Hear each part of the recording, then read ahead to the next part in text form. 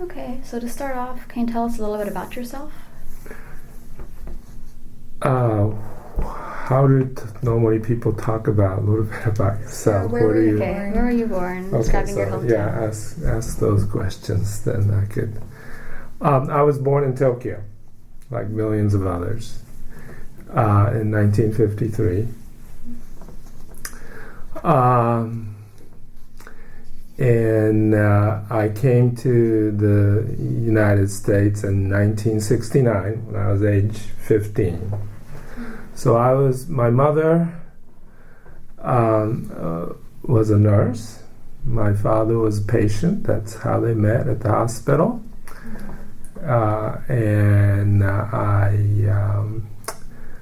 Although my mother doesn't talk about it very much, but I think I was a love child, because I think that I heard somewhere that they got married in April of 1953 and I was born in August of 1953.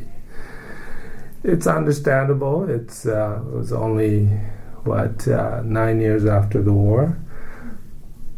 Still chaotic. My father... both my father and my mother are from the northern Japan. So, but anyway, my father was a prisoner of war until 1949 in Siberia. So he survived in Siberian prison camp, came home, but had a number of medical issues in and out of the hospital, and that's where he met my mother. I was the firstborn son, and I have a younger sister who is 9 years younger than me. My father deceased in 1967 when I was 13 of a heart attack. And my mother was 33, and I came to the States largely because of my aunt, who is my father's older sister, who had this desire of taking care of her siblings' son, that's me. She was married to an American GI who lived in Southern California. And that's where I came, and I went to high school in Southern California in Orange County. It's a town called Santa Ana. And then I went on and then graduated from University of California, California State University, Cal Poly in Pomona, in degree in landscape architecture. Huh. So going back to your childhood, can you describe your Yes. hometown? Like, what kind of activities did you do there? My Places hometown. It's hardly a hometown because it is Tokyo. Tokyo is not what you call it hometown. And this is after the war, where everything was fairly chaotic. Japan, this was in the middle of a Korean War. Things were quite different. So a lot of the young people after the war was recruited to come to the urbanized area like Tokyo because they needed a lot of labor forces. So my mother is no exception. She went to nursing school and got a nursing degree, and then immediately was recruited into this environment. And so are the millions and millions of people, especially from the northern Japan. I don't remember when I was a child really growing up in Tokyo because I was so little. And then since my mother and father both worked, and I was often shipped away to my grandparents in my mother's hometowns. So I remember that more. Or I was then shipped to my father's town, also in northern Japan. I remember that a little bit on the countryside as a little boy. So that's the countryside. I do not remember much of the Tokyo inner city. What were those places like where your grandparents were? The rural towns. My mother's parents' town was a fairly rural area. the rice fields spread across from the Japan Sea to the nearby mountains. My grandfather worked at the post office. He was injured in the war, and then he came back, and then been working for the post office ever since. My grandmother stayed home. My mother has 7 sisters and 1 brother, so there were always plenty of cousins to play with. It snows quite a bit there, and then summer is pretty hot. I remember swimming in the rivers and drainage or the irrigation ditch going up to the mountains, and so there were plenty of nature around. I remember that. My father's town is in the middle of the mountains. There was a foot of a famous volcano there, but it was known for hot springs. So the town was filled with hot spring resorts, or when I say resort, they're inns really. And my grandfather was a doctor in town, although when I remember he really didn't practice.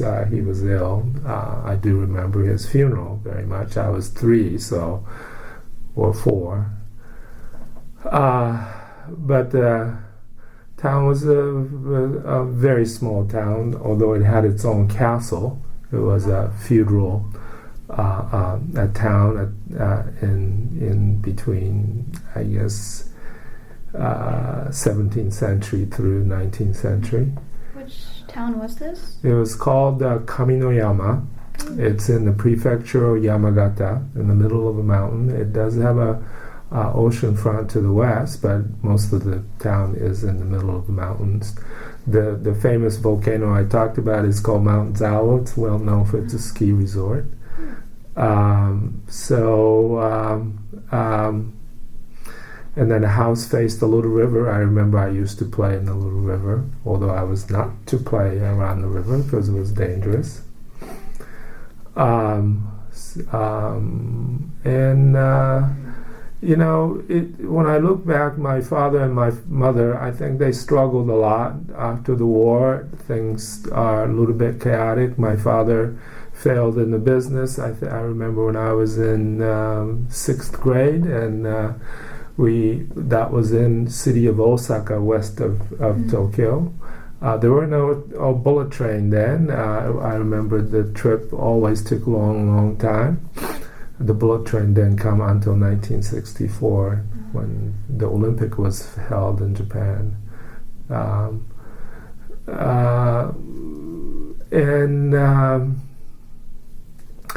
Anyway, I feel like it was sort of the recovery era for Japan after the war. Not everything is quite what it is today in Tokyo or in Japan. On the other hand, I think my sister probably doesn't remember much of that because she was almost 10 years younger than me. Are your parents, or is your mother still in Japan? My mother is still alive. She's 83. She just retired as a nurse.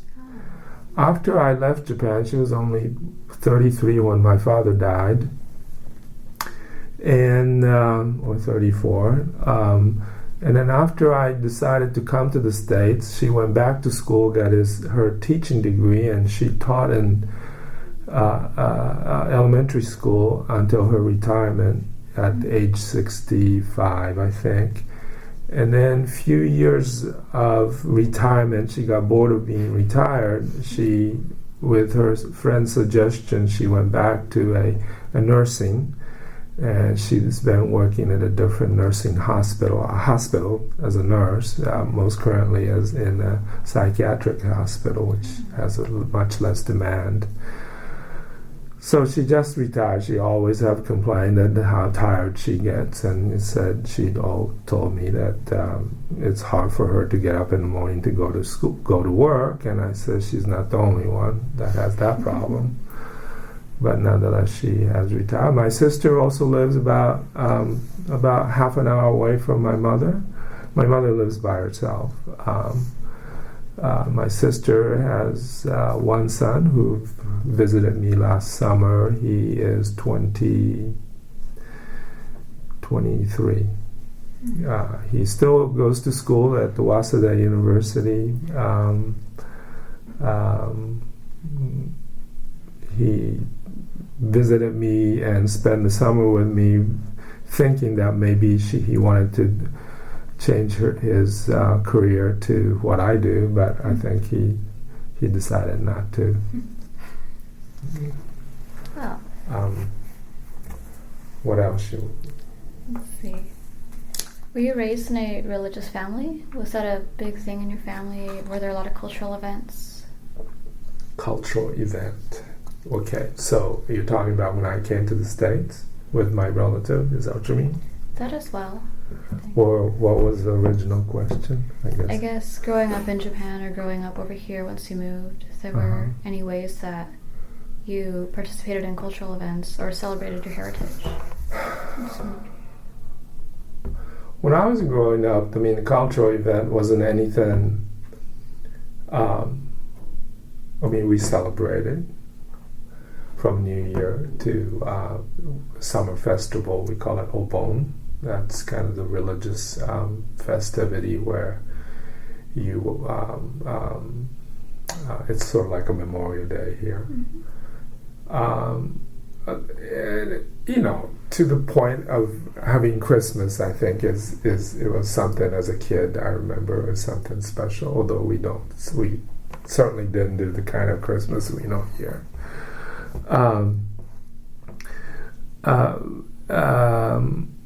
So bigger transition for me was coming to the United States.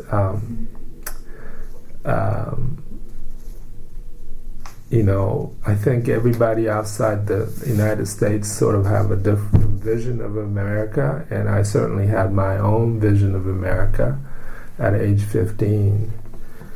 And I was not fluent in English at all. I certainly took English at school, but certainly not fluent.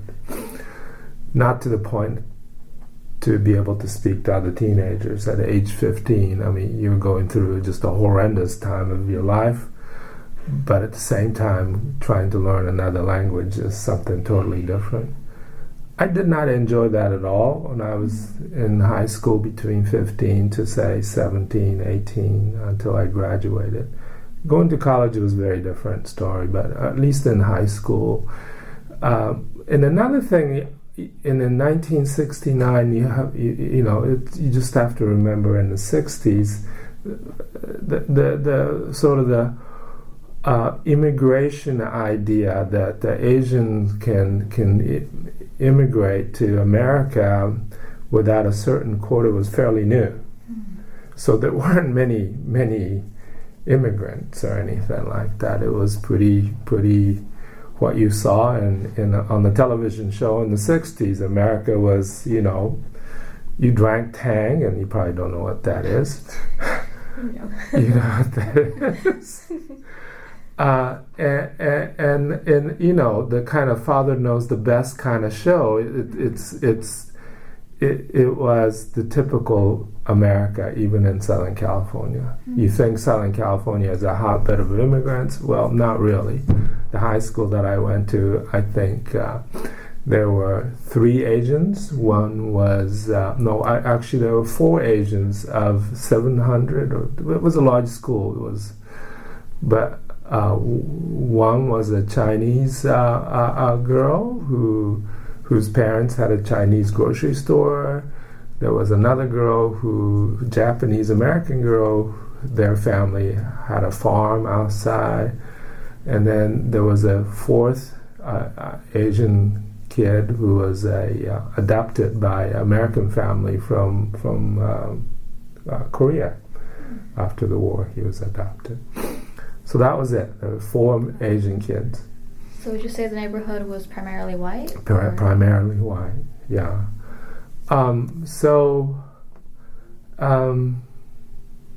Where was I?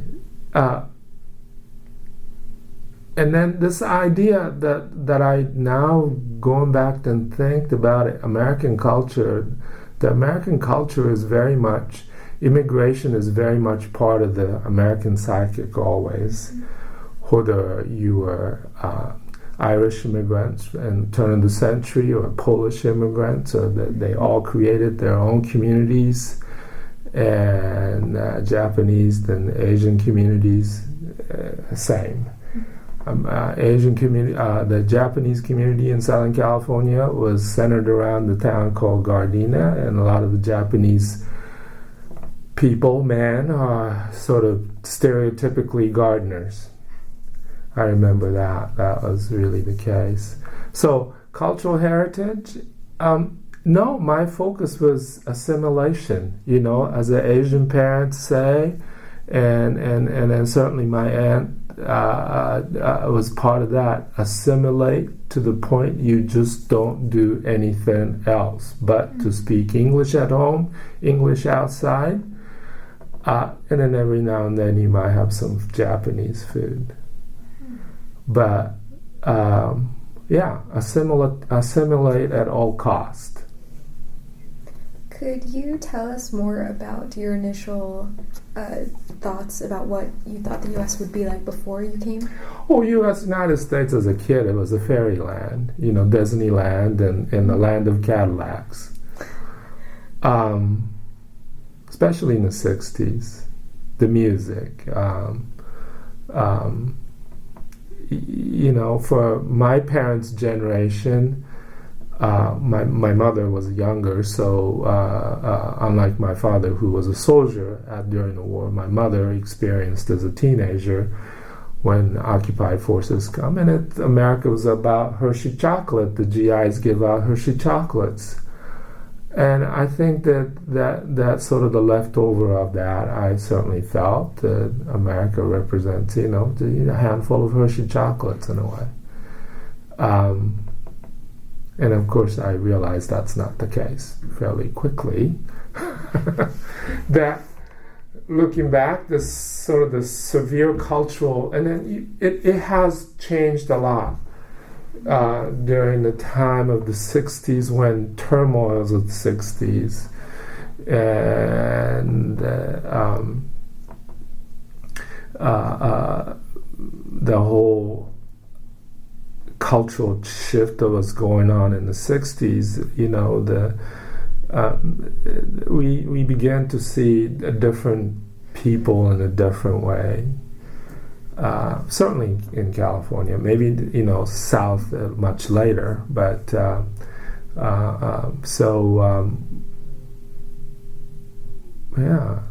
not being white is to take a second role. It was a pretty much given, and I heard about that a lot. I didn't understand it, of course. I did not understand it. I do come from a monoculture. I do come from a culture, a society that there's 99% Japanese. And then 95% of the 99% Japanese felt that they were middle class. And that's the society I grew up in, and to come to that kind of the diversity and then the complex mix of the social structure was something that is much more than a young 15, 16-year-old could comprehend.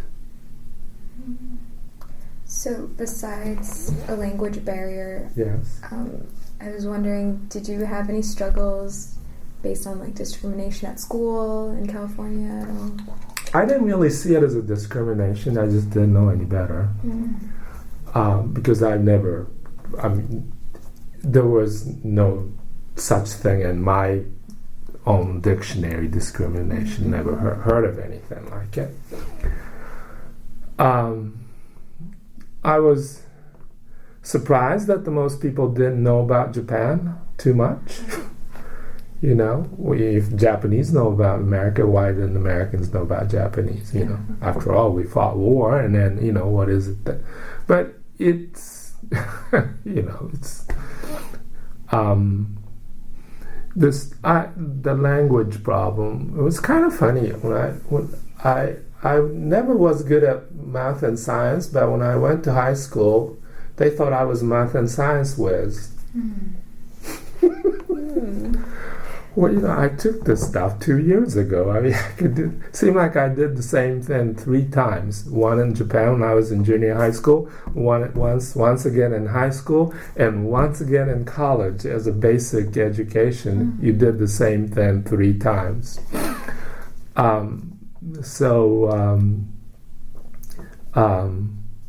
Well, the interesting cultural phenomena I think that I've learned is when I was 16, and every kid has to get a part-time job, and then certainly that was something that I was also supposed to do.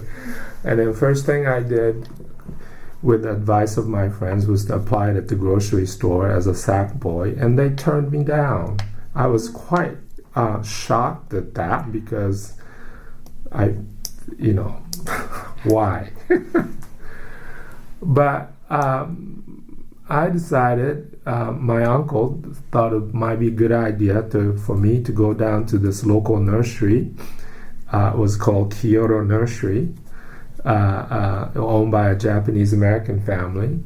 And I went over there and asked for a job. And his name was Richard Ochiai, who was part of Japanese battalion that fought in Europe, that famous Full 49. But anyway, Richard gave me a job. I mean, it didn't take very long for him to decide and said, "Okay, KG, you come and work." I remember the first day I went, I rode my bike to the nursery, and then I had to unload this semi-trailer full of cow manure, essentially fertilizer, off the truck onto a pallet. It took me all day, and I was totally exhausted. And I thought, well, if this is work, this really is a lot of work. This is a physical labor, I thought. Actually, it was a good environment. Certainly it was better than being the sack boy at the grocery store, I would say. I've learned a lot.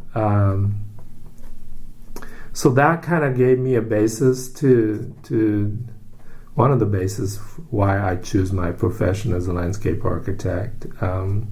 I was interested in the environmental movement. I remember the first Earth Day. I remember reading Rachel Carson's Silent Spring about the danger of pesticide. I remember at the nursery where we sold insecticides to customers to kill, garden pests, reading about all these things and then warning the customers the use of a pesticide.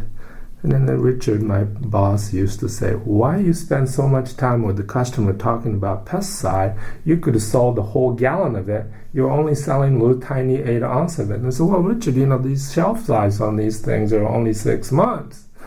They have a time. Well, it doesn't matter. If you spend that much time, you just sell a gallon size."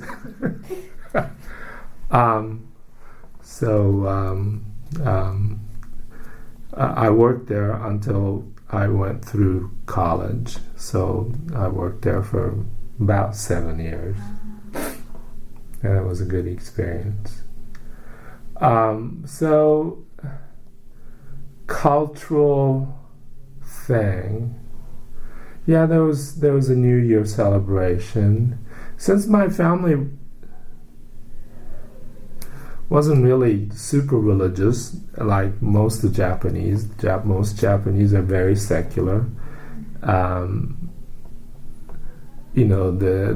religion that the Japanese practice, which is Buddhism and Shintoism, it's a way of life, a way of how people live. So unlike Western religion, like the Christianity or Judaism or Islam, it's not in your face kind of religion. It's really more subtle than that. That doesn't mean that you don't pay the priest or you do all of that, but it's not. Certainly, it's accepted as a cultural a routine that you do. So part of that, there were festivals and And I think when I came to the United States, we did very little of that because, there was no place really to do it. There was no culture that pre-existed. And I remember that alone, I felt when later when I had my own children, I wanted to make sure that the children had some spiritual upbringing. So I welcomed, and my wife or their mother was Episcopalian. So I was quite fine that they go to church. I was not fine when their little Sunday school start teaching about Noah's Ark, and I said, well, what is that about? And I said, well, it's cute, but it's okay. Well, being cute and being spiritual is two different things, I said. But anyway, I have two daughters. One is fairly religious. The other one is not. So is that a kind of, I don't know how much more cultural things that I practice. I think it's much later in my life that I think I promoted. So certainly when you're a teenager or a young adult, your life focus is not about really, at least certainly for me, it wasn't about practicing my cultural heritage. I think I was just way too busy for what I was doing. What I was focused on, mostly it was about other things. I think now I partake in different cultural activities to promote certain issues at the cities, at the local level, and that is about cultural diversity, heritage, and making sure that the people understands that kind of the diversity that makes our society interesting, and that people are fulfilled in their lives. And I do care much more about that now than ever. Was there any one organization specifically that really jumped out to you or that you really enjoy working with? For my own cultural heritage, I think there's an organization called Japan American Society. That's the one that I belong to since 1980s.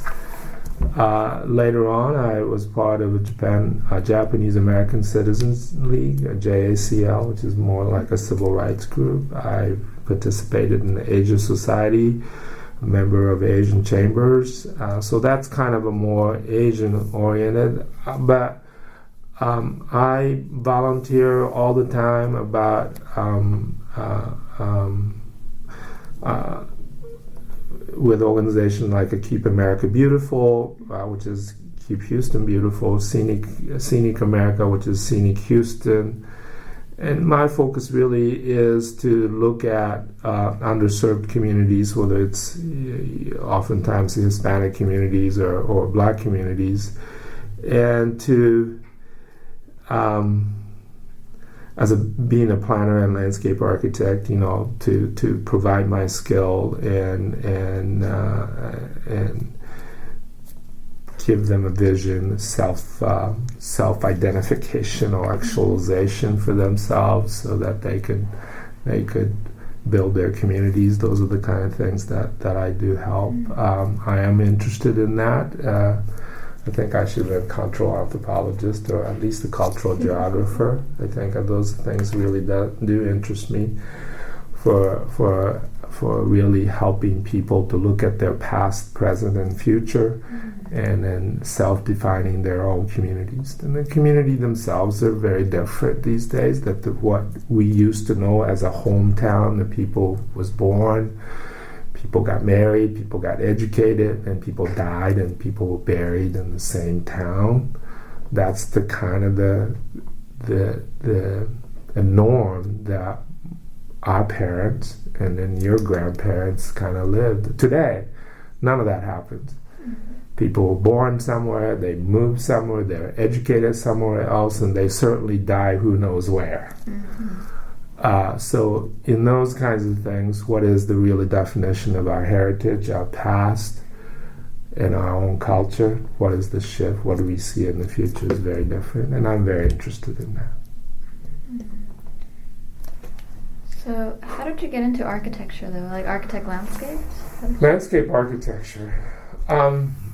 So I told you that I was working at a local nursery, and I was heavily influenced about the 1970s environmental movements. The Earth Day was first, I think, was in 1972. EPA was created under Nixon administration. So there was this huge kind of the society, the cultural movement about protecting the earth at the time, and I was certainly influenced by that.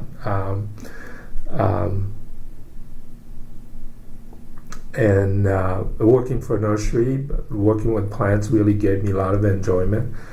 And I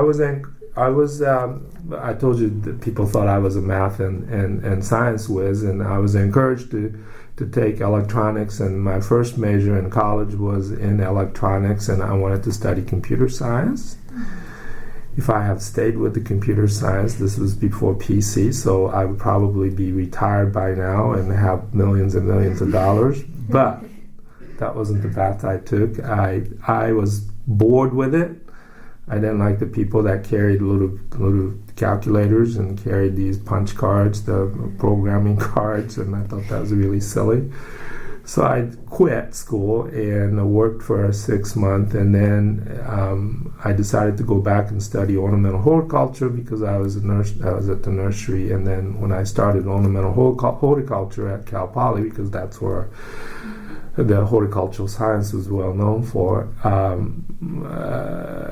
one of the teachers suggested that I should study landscape architecture. So I did. I thought, and I enjoyed it. And then later on, one of the teachers in the environmental design school thought I should be an architect, and I tried that for a while, but then I decided to go back to landscape architecture. What I discovered myself was that I was really interested in art. And ever since I was little, I was really, really, really good at social studies. I never had to study for it, but I always get a good grade. I loved drawing little maps. Geography and history is something that I didn't have to study, read up, everything just sort of kind of streamed in and stayed in my head, where I had to study for math or science or languages or that. So when I started doing it, it became very natural for me, and that's what I do. Color beautiful little maps is my life, and I enjoy it. And I think that later I discovered these ideas about involve myself in the communities.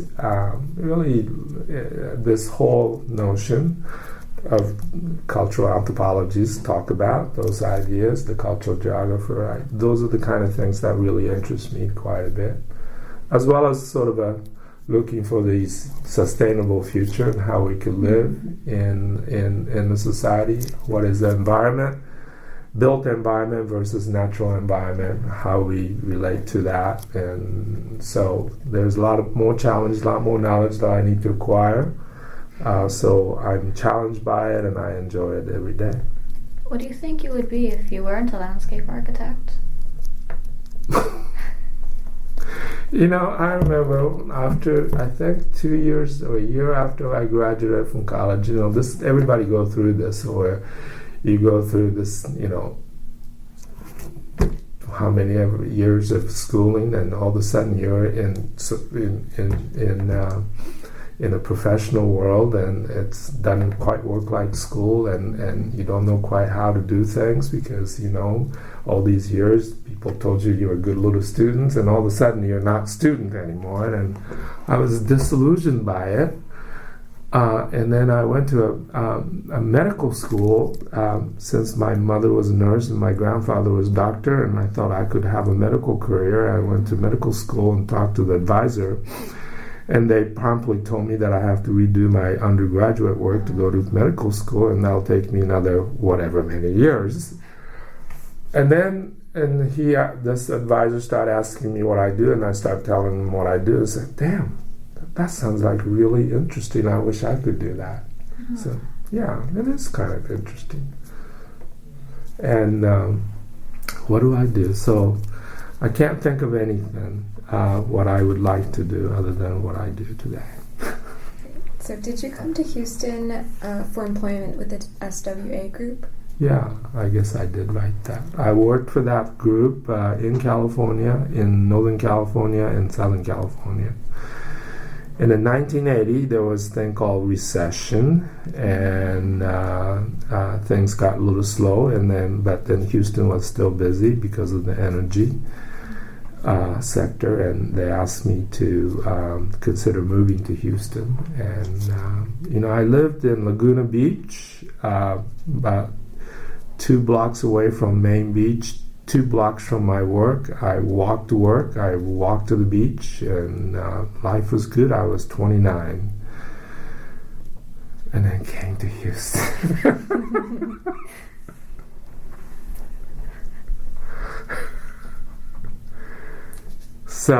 And I came to Houston, and then I worked for that company for a year, and then people in that office, we start scheming, and we decided to start our own office a year later, and so that's what I did. At age 30, I had a company.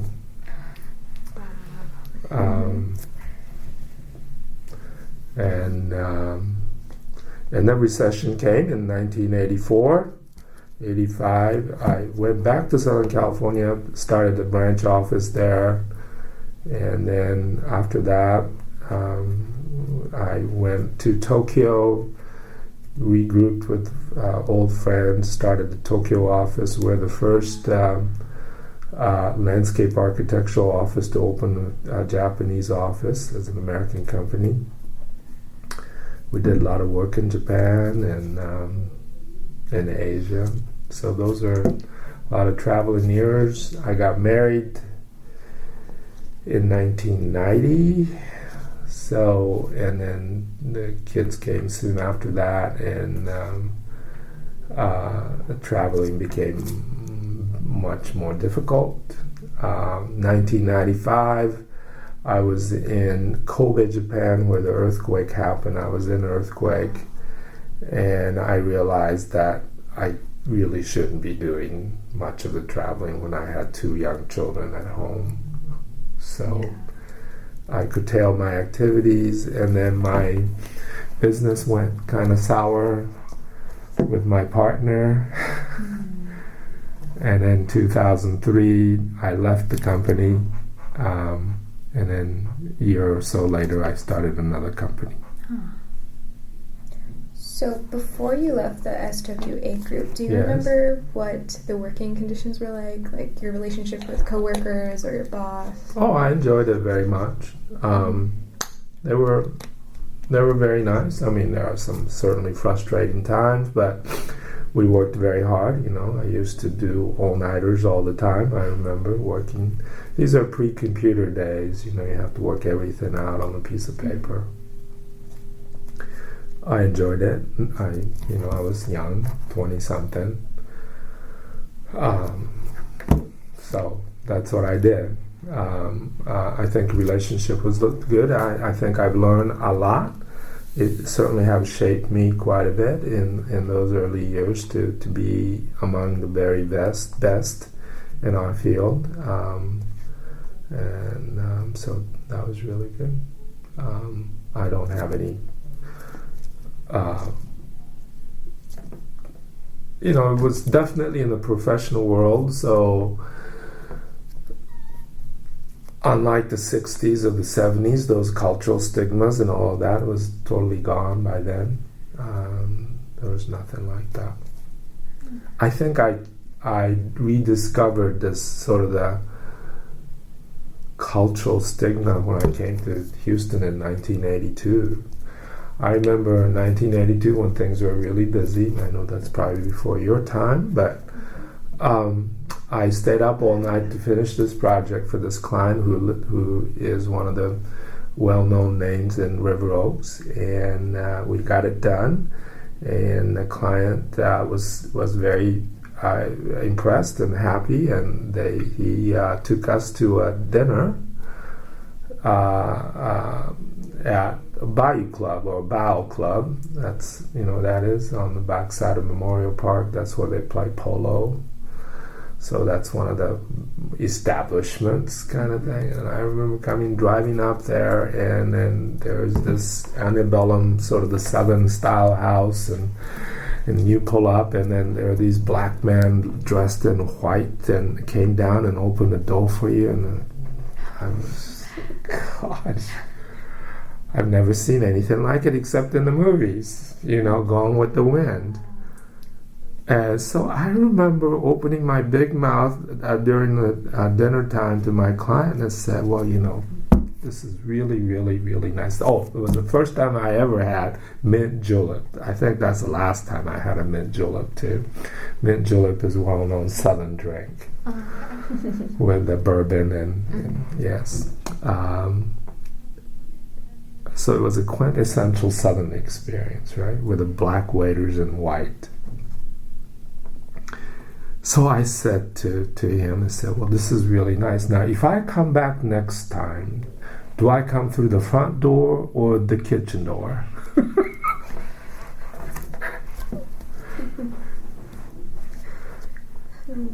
So I had a couple questions Yes. about your children. My children, Yes, they're both daughters, correct? About two girls.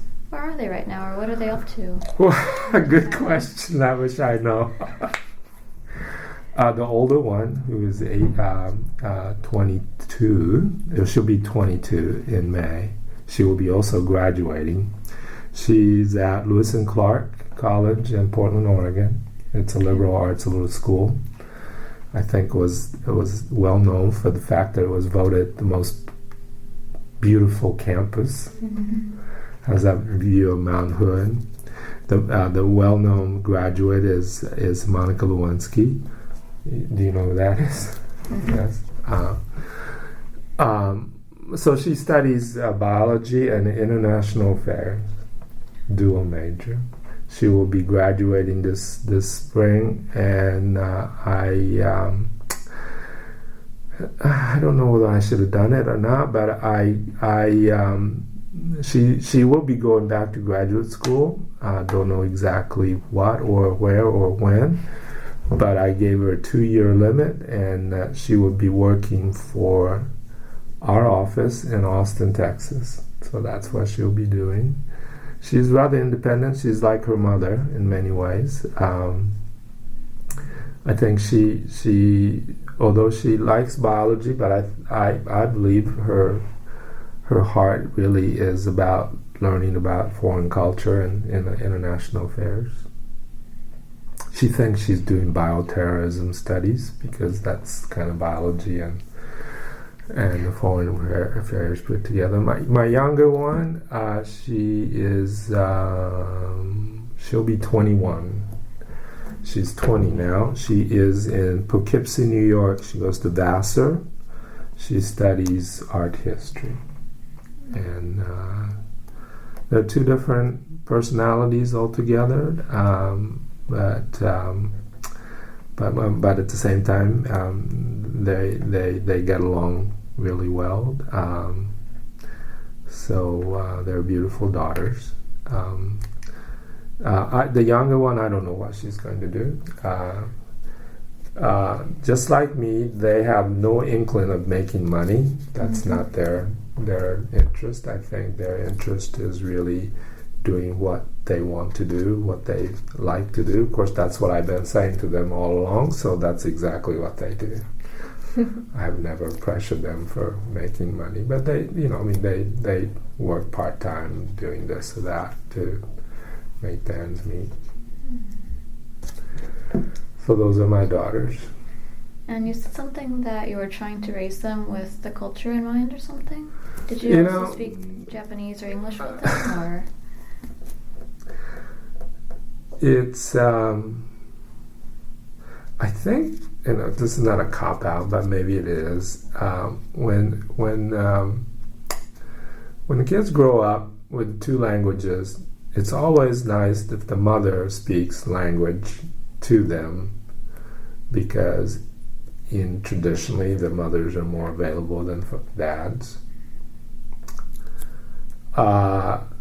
And I married, their mother is a American girl from Kansas So she's a typical sort of Caucasian American.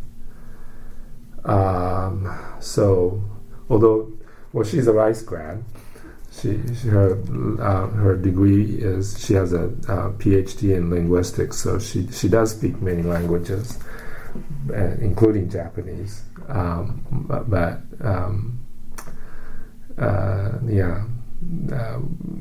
My girls do not speak Japanese. They have spent plenty of time, summers in Japan, but they only know kind of the playground Japanese.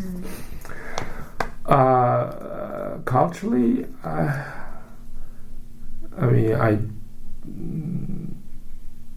don't know how much they know. Or I think they're interested in it, but I'm not really sure. They'll just have to discover that themselves in some way. We gave them plenty of opportunity. So I was hoping that the older one would apply for the JET program, which is the Japanese. Do you know about that? Where you teach 1 year in Japan in English, and that you teach English and they pay for everything for you out there. But she didn't do it. So I don't know. So you still keep in contact with them fairly often? Yeah. I talk to them on a weekly basis, and I still have to write checks and stuff, and so they have to be nice to me.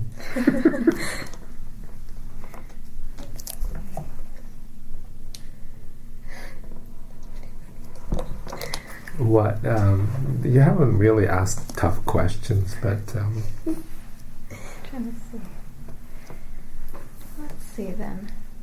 Can you tell us more about the neighborhood where you first moved to Houston, like demographics or like price range of housing and apartments?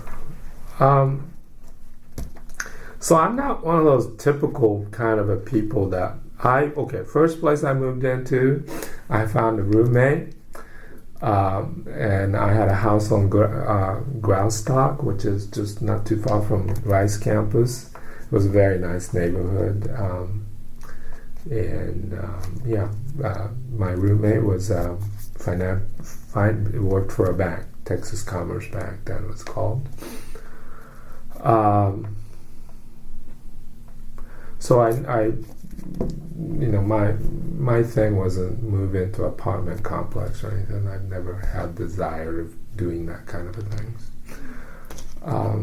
My first house, and then I lived in a townhouse, but it was kind of in a west side of town. I guess it's a white neighborhood. And then I bought my house in Houston in the area called Garden Oaks, which is north of Heights. Also white neighborhood, but it borders this area of town called Independence Heights, which is African American community. It was the first African American community to be incorporated as a separate city, but in 1916, I think. It lasted for about 15 years, and then it was absorbed into the city of Houston. So I remember that talking to those people, and today, as a professional, I work with the people in Independence Heights, trying to find a way to preserve their history. How exactly do you go about preserving their history? That's a good question, because unlike older culture where you have these buildings that's been around for ages and ages, Houston's history is relatively young. 1920s. I mean, less than 100 years. How do you preserve the history? It's largely about memory of history rather than the physicality of the history. So how do you keep the memory of the history? How do you keep that community intact? Interestingly enough, the community is still intact, but community is, again, it's not about the place, but it exists in a much wider way. There are churches that people come back to together, but they don't really linger. They just go out again. So before segregation of late 60s here, people, African American had to stay together. After the segregation, those who are able to, they moved away. So you see black people live in Missouri City, Sugar Land, places like that, where it's more integrated in many ways. So they're left with vestiges of past and independent sites, old churches, but then on the weekends, these parishioners come back from outside.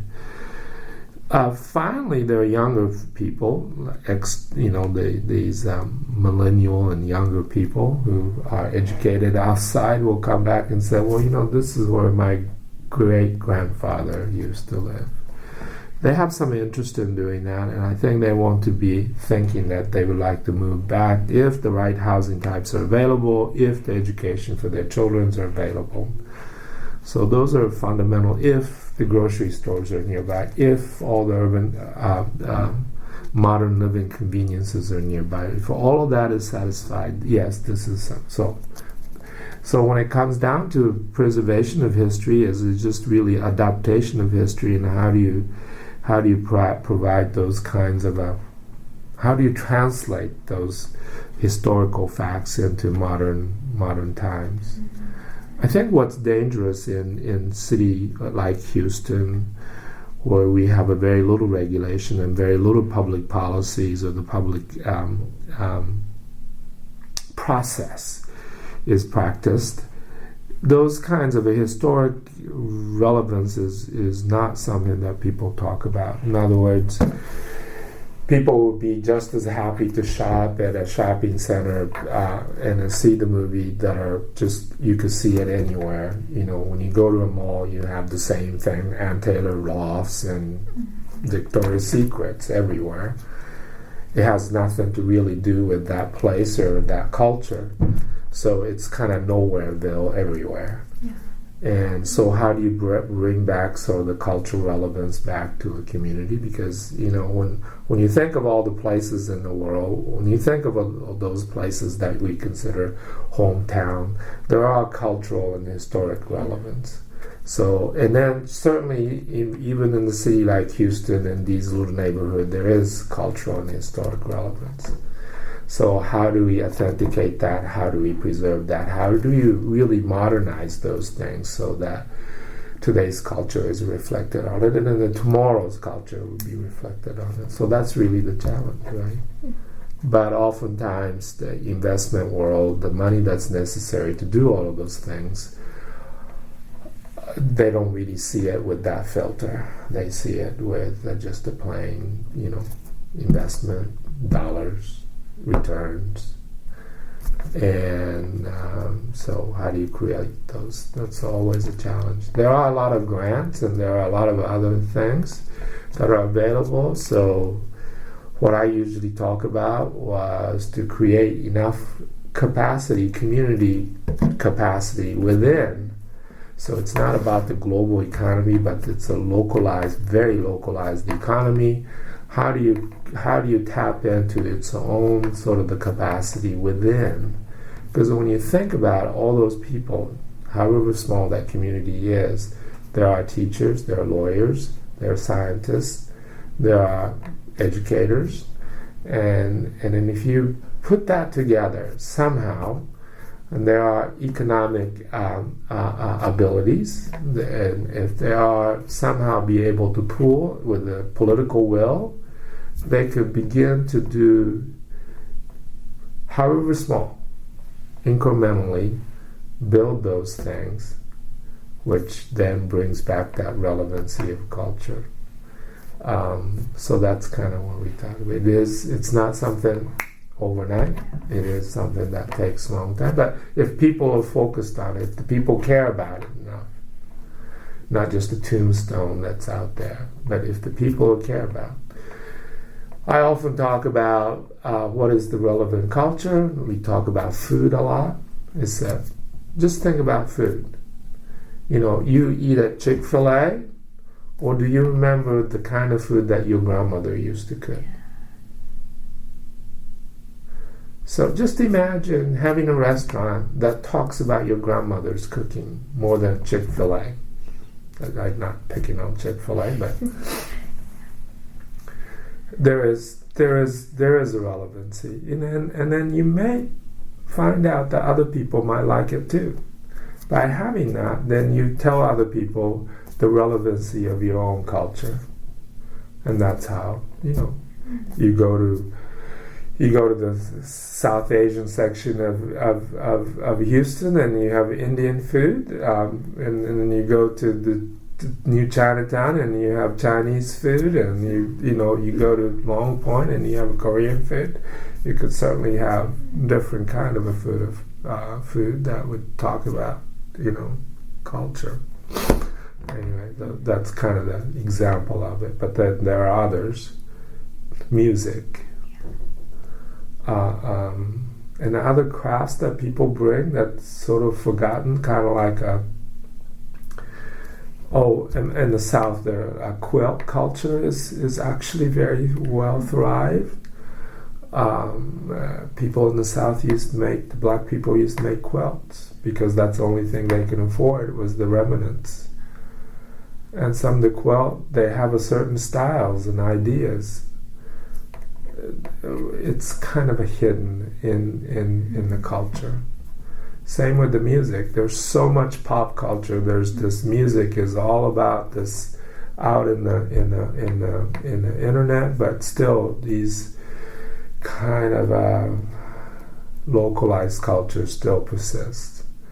And how do you put a focus on something like that in today's internet and web culture? So those are something that you focus on. You use the media today to actually amplify those localized cultures.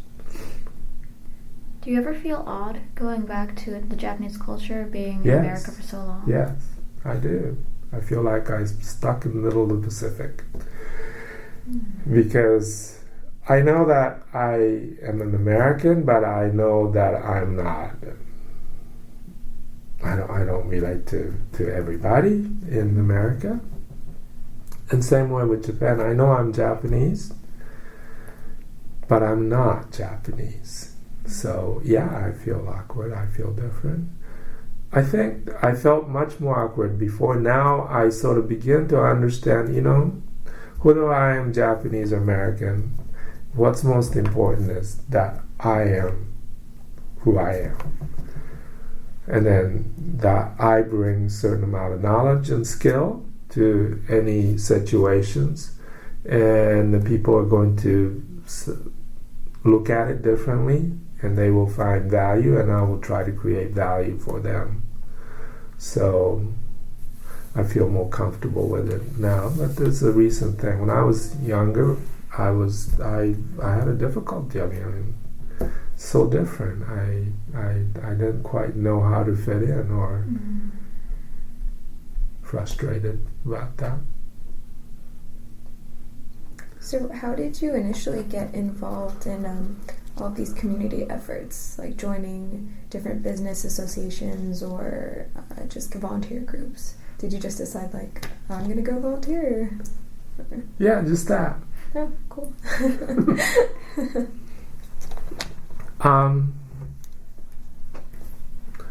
Yeah, and then once you do that, I guess people find you. Oh, yeah, he's good, or he's he does it for this or that.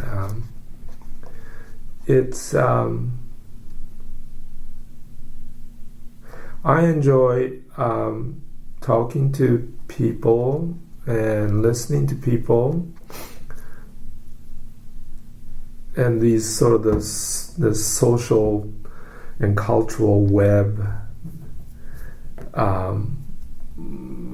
I find it very interesting, and then I also see it in the environmental side of it. Built culture, built environment, natural environment. I see all that a web of composition, and I get really into understanding all of that, and that's really, really interesting to me. Regarding your job, I was kind of wondering, what was your first project? And amongst the projects, like, what was your favorite or standout ones? Anything that really just kind of sticks in your mind?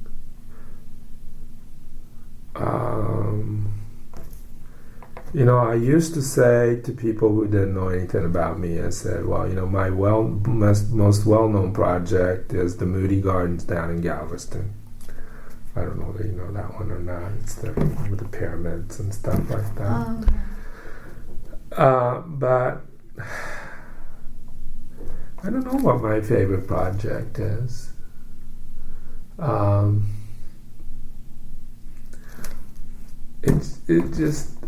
Nothing really everything is kind of important and satisfying at the same time, and then frustrating. I just was spending this morning, in fact, finishing a little bit of work that I've done about 2 weekends ago. We created this huge volunteer effort with Keep America Beautiful, Keep Houston Beautiful. Dow Chemical sent to over 200 volunteers. The mayor came out. It was a school in Gulfton area, the southwest Houston, for HISD for 4-year-old.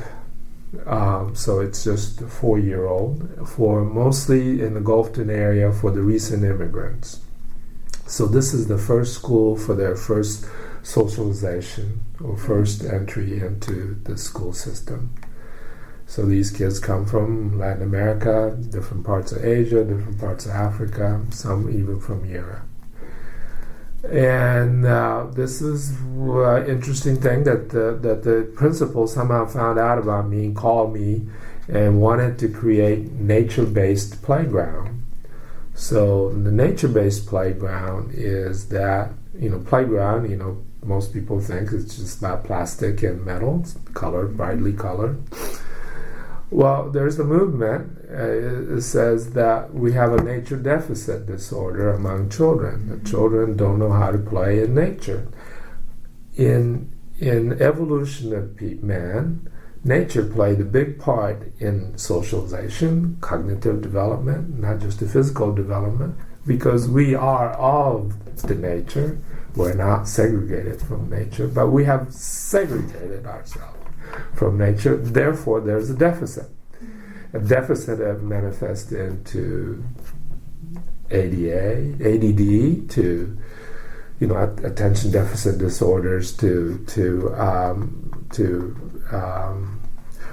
lack of activity, obesities and other things like that. So we just sterilized our environment. We just sort of fast food culture.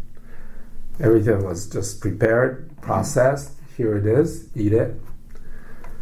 There are no inventiveness in those kinds of a situation. There are no socialization requirements.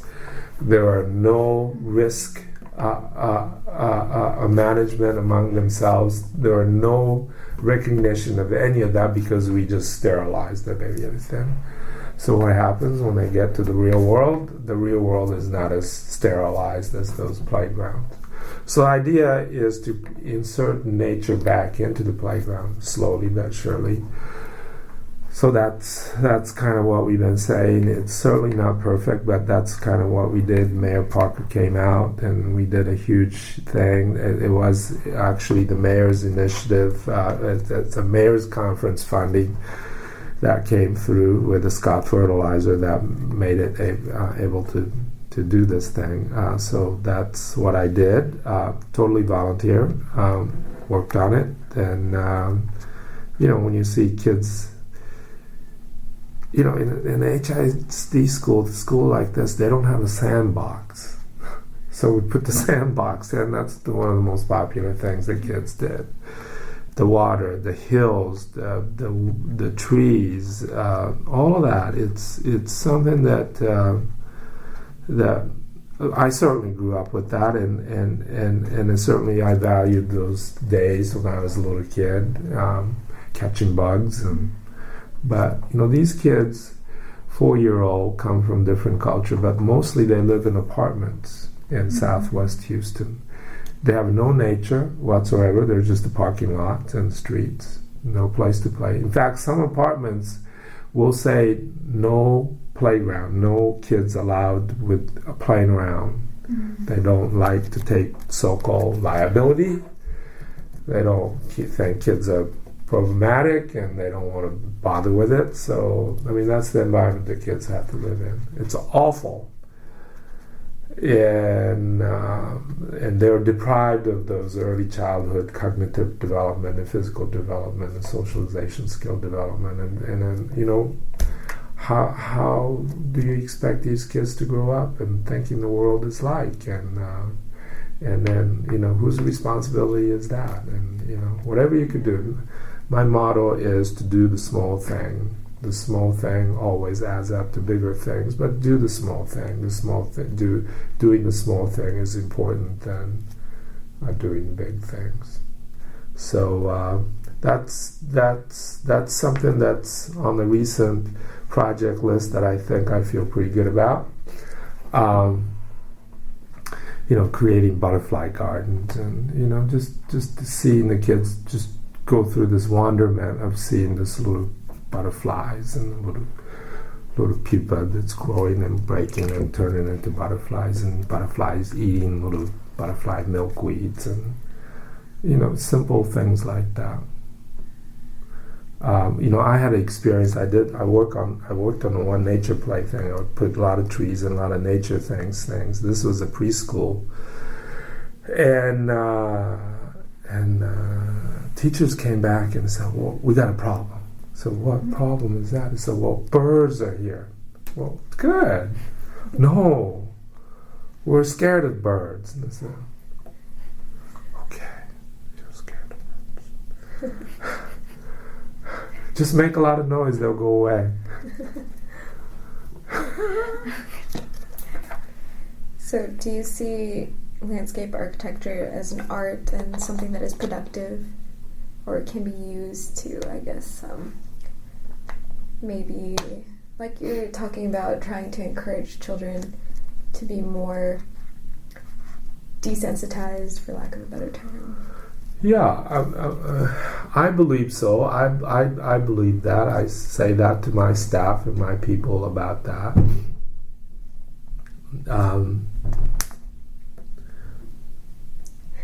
So it's less of an art, but more like a social science almost? Well, or it's more like it's an art in that sense that art is to be able to somehow interpret our own culture today, and to be able to kind of draw upon its past and then somehow draw the future. If the art it can be defined as that, then we certainly are artful profession. Because we're not just replicating the past, we need to interpret what we see, and yeah, that's I think the primary role of what we do, or what I do. You know, I have to think about. So if I have a client says, you know, I want you to do this. You know, it's about recreating the past. Or I remember in those times when things gets really overheated, and like I was working in Japan, and people say, well, here's the picture, and the picture of some Mediterranean houses, and I want you to create a village just like this, but in the mountains. So, but this is in south of France. No. Not doing that. Ask somebody else. Yeah, we have some responsibilities about that. I mean, you know. And then we have egos, our own. We like to think that someday the people would think that what we did was relevant. Mm-hmm.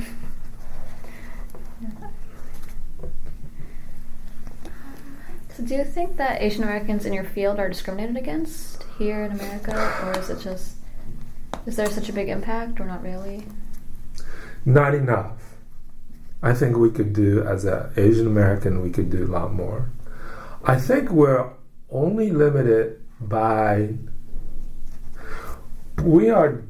discrimination is a little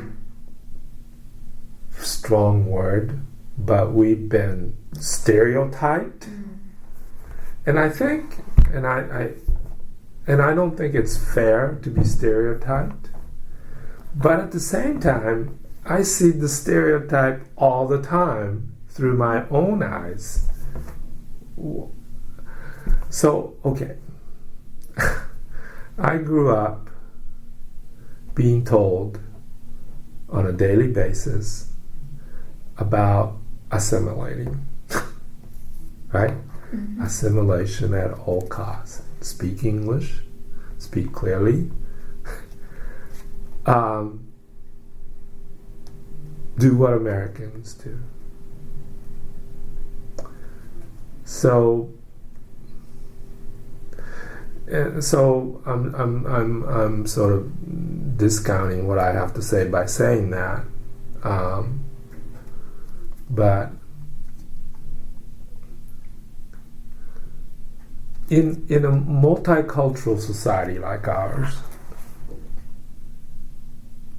understanding others, to be a better listener, to have more of emotional intelligence, to connect to others, I think it's really, really important and necessary. When I see the worst part of the Asian stereotype is when people have no skill in displaying that kind of emotional intelligence. They're still stuck in the old paradigm and can't get out of it. And well, I say, open your eyes, touch the others, see other people, and look at yourself, and listen to what others say, be emotionally connected. Yes, we all come from variety of dysfunctions. No matter what culture it is, we bring that dysfunction. Even within our own families, we have this blinders on all the time with the dysfunctions, walking around, not seeing it all. Well, you see that in a larger way, and that's when it gets interpreted in the wrong way, and hence sort of the stereotype. Okay, so more milder stereotype of how Asian kids do best in school. Well, they do. Well, largely because the parents are very involved in it. They insist. And in a way that we come with this sort of the need to please our parents. We are brought up with that stronger DNA than American kids. Because, I go back with the paper and said, look, I got 96. And they said, what happened to 4 points? Where most American families, oh, you got 96, that's A, that's great, let's go have lunch. It's, in our culture, so what happened to the 4 points? Well, you better do better next time. Go, well, yes. So okay, so that's the funny side of the stereotype that people makes fun of. But the real thing is that there is this desire for the parents to make sure that the kids have better lives than theirs. And those are the kind of things I think that in America we call that love for our children. The love is one of those words that could be interpreted very different ways and by different culture. And I think it's that the love is so simplified, and maybe it should be simplified, but it's very complex in the family, and it is very dysfunctional. Yes, very dysfunctional. You have never told me that you love me because, you should know that I love you. Well, you never told me. Stuff like that. And I don't know which is right or wrong, but I think that what was I saying? Okay. So the dysfunctions, so the stereotype, the way it happens. I think that we could do better. I mean, now I'm being sound like a very typical Asian saying, "Well, yes, we can do better." in really kind of educating and framing that. So it's not about assimilating to the pre-existing culture of so-called America, but it's really interpreting our old culture, like I was saying about the community. You know, how do we now reinterpret that to today, and how do we really translate that to tomorrow? And I think that it's sort of the responsibility of all of us, parents and kids, to know where we're going. Of course, greater responsibility falls on the parents. I see so many first-generation parents just behaving, and then carries that dysfunction from the old world, not being happy or recognizing what this thing is all about. And what is this thing is all about? I know it's very difficult, and it's full of contradictories out there, but nonetheless, I think all of us should have a certain set of compass that points us to the right direction. If we have that, then there shouldn't be any stereotypes of any misunderstanding. But that goes all, not just the Asian culture. That's true with the hillbillies and the black culture and Latino culture. I mean, we all have that. Well, maybe that's what makes this society kind of interesting. But I think a little bit of empathy goes a long way.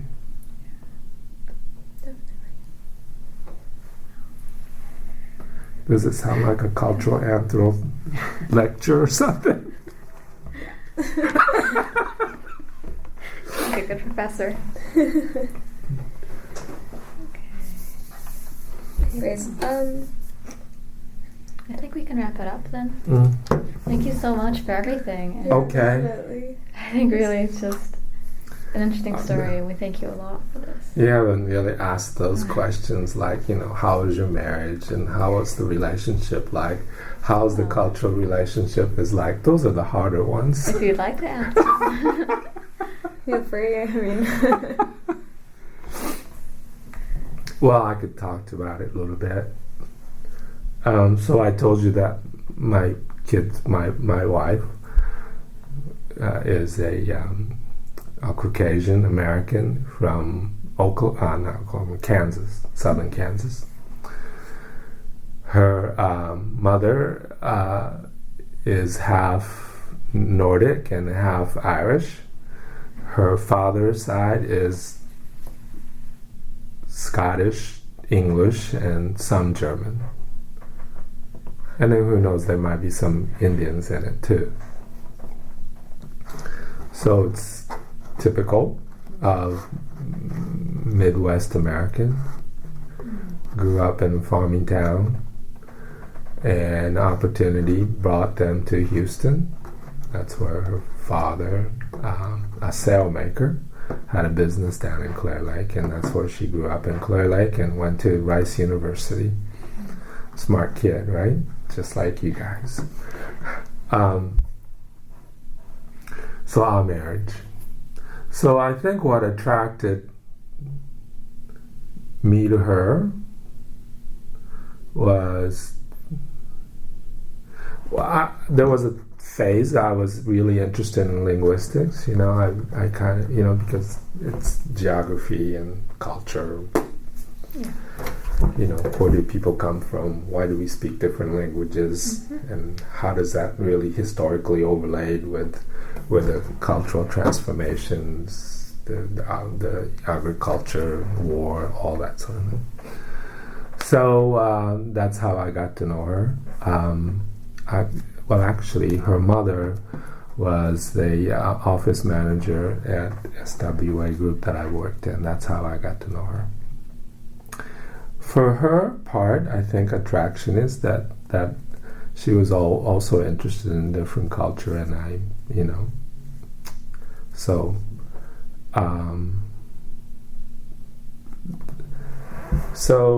We dated for 8 years before we got married. It's like, why did I wait 8 years to get married? So there was a sign of issues there that I don't think we resolved very well before we got married. I think we had this innate biological desire to have family or something that overshadowed our concerns about our own relationships. I don't know, maybe that was it, but I think the biggest, I tell my children this, that I feel that it's one of the biggest failures in my life not to make that marriage work. And I think it's back to what I talked about, empathy, and then sort of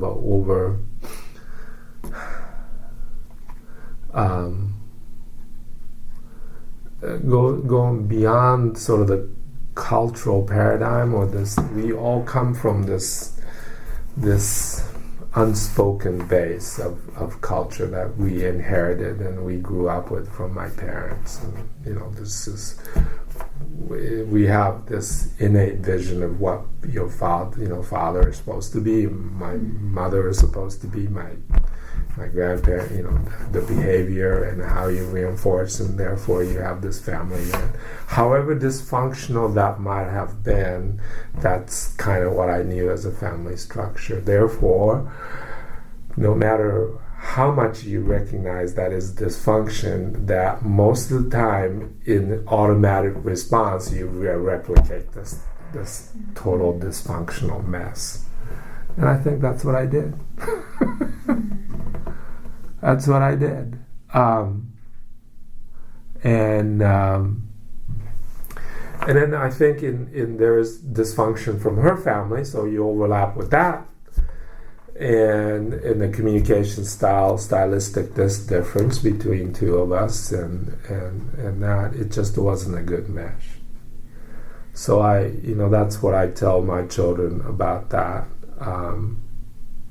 It's not something that we couldn't work it out. I think we could still work it out if you wanted to, but most people don't really try that hard. It's just sometime in conscious mind, yes, we can deal with it, but 80% of the time it's unconscious response that when you're getting home and go through all that and put your feet up on the sofa, and then you're consciously thinking about the relationship, or you just, so it's how to make that into unconscious response, those emotional kind of engagement. It's really tough. I wish I'd learned that earlier in my life so that I have better practice. And something that we don't really actively tell, certainly I do now, but when they were younger, I did not actively tell my children, because then you also repeat those sort of the unrehearsed,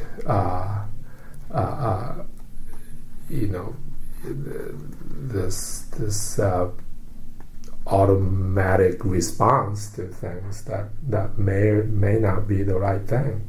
Even how much you care about the other person, how much love that you have for them, it reverts back to something that, no, there were no anger issues, there are no, abuse issue or anything like that, but those are much more significantly worse kind of a dysfunction. But even in a small gesture, the small things that you say, those meant to be a joke, but it's very often harmful comments. All of that. We just seem to build that kind of wall around us. We just keep building these walls behind and ourselves, and not recognizing that there's wall been built. So how do we tear down that wall, right? Mr. Gorbachev, tear down that wall. We all do, in individual way and in a community way, and in our own culture, we all kind of do. Just a misunderstanding of these things. And of course, if you can tear that wall down, then we wouldn't have this certainly conflicts and wars and all the other things. It's terrible things that we do as a human. And then we seem to reinforce that on an everyday basis. It's written in the Bible, it's written everywhere else that, they say love your neighbors, but at the same time hate your neighbors and kill each other. That's kind of what it says. It's awful. But we do it in a small way too.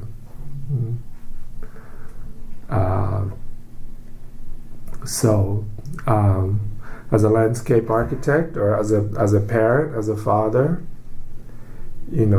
I try to do the small things, I think, just to see how it could be different. I try to help people in my own office. They also bring dysfunction of their own. I just see them building their own walls. They're building their own limitations. And I say, if you somehow could see past that, you're only limiting yourself. And why do you do that? Of course, that happens in totally unconscious area, and so I do admire people who have able to take away that wall and to be able to go to extra miles and towards fulfillment for others, and that's the stuff. Do you still keep in contact with your ex? Yeah. I do. I talk to her all the time. All right. Well, thank you. Thank you for your time. You're welcome. You seem pretty busy with all your projects. I am. But yeah, thanks again for coming. And well, so this is kind of interesting. Well, good luck with your study.